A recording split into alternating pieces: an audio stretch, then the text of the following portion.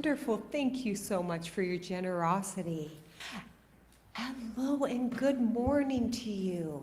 So, how many people up here had the blessing or privilege this year of attending our Soak Hill camp meeting? Can I see your hands if you got to even just do one day? Okay, nice. I see a few. And for those of you who didn't get to go this year, I hope next year you'll get the opportunity to check it out.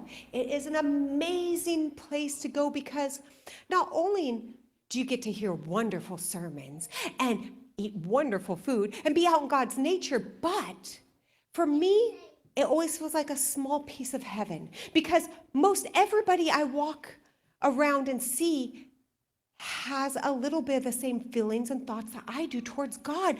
They love him too. They are here searching and seeking and wanting his spirit inside of them the same way that I do in me. And so no matter how grumpy I may wake up, because I prefer glamping over camping, but in my case, I was in a tent.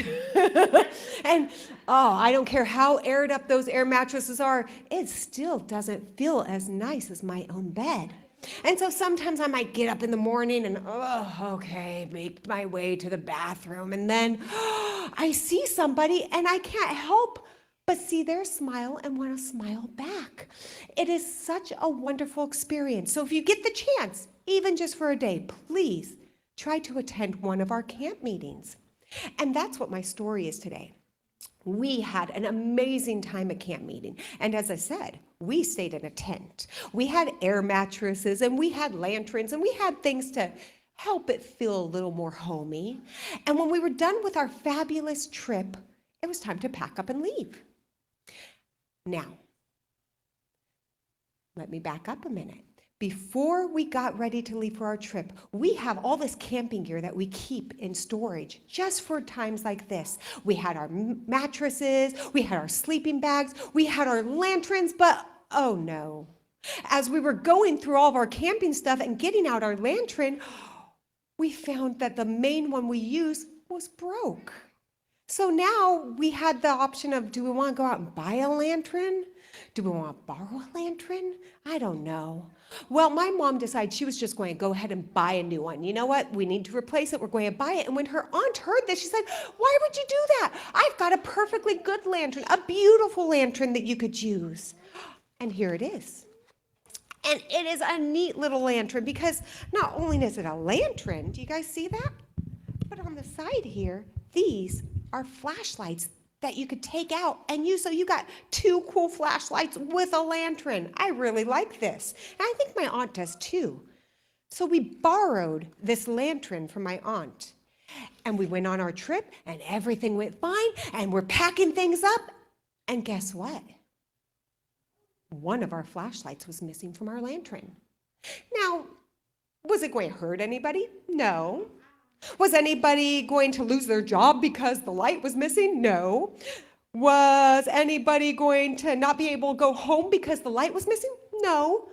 But it was a borrowed lantern. It was a borrowed light. And this bothered my mom quite a bit because she thought, I borrowed this. She trusted me with this. And even though, yes, I will replace it because I borrowed it, I feel bad. I feel bad that I'm going to go home with a piece of this beautiful lantern missing. Oh, and that got me to think. I thought, wait. What do we do when things go missing in our lives? What do you guys do? Search. That's always a good idea. Anybody else? What are some things? Lizzie, what do you do?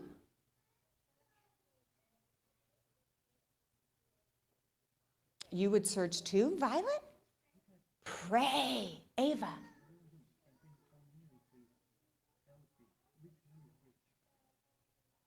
That's good. She said, retrace her steps and look over all the places she's already walked, which is good because that's what we started out doing. We retraced every step everybody had taken. We looked in every bed, under every little piece of clothing or anything we could, and we just could not find it.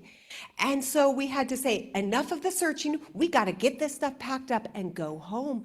And we're just going to have to, I guess, get a new lantern. But then I thought, like Violet, I thought, no. Searching, checking back where we were is not enough. We need to stop and pray. We need to stop and pray because just that morning, I had a devotional with my daughters, and would you believe it? The devotional was about Elisha. And not just any story about Elisha, because he's got a lot of great stories, but the story of Elisha and the axe head. I hope you guys know this story already, but just in case you don't, I'll kind of give you a small bit of it. Elisha, he was a prophet of God. And there were these other prophets in a school that they'd become so large, they wanted to build a new, larger school. It's like if CVCA had so many students in it, we're like, we need to build another school, you guys, to fit all these new students in it. So they're building this school. And a lot of these guys, they don't come from a lot of money. They don't have a lot of stuff. And so they have to use what's on hand. They go out into the forest, they're chopping down these trees, they're making this beautiful addition to their school. And as they're doing so, one of the guys, he's chopping and his axe head falls off, but it doesn't just fall off, it happens to fall off and swing all the way into a river. Oh no. What happens to metal when it goes into water? Oh, I like he added something to it, you guys. He said it sinks and rusts. It's doubly bad. This is not a good thing. You do not want your axe head in the water. Now it's sunk to the bottom, going to rust down there too, I bet. And this man is so beside himself, not just because he lost his axe, but because he goes to the prophet and he says, it was borrowed. It's not even my own. Now, Elisha could have said, well, looks like you're going to have to replace it. Just like my mom said, looks like I'm going to have to replace it. I borrowed it. It's on me. I've got to replace it. But Elisha said, oh, no. Our God cares about the little and the big. It's not just when our people are sick and dying. It's not just when maybe mommy or daddy are losing a job. No, it's even when we lose our car keys.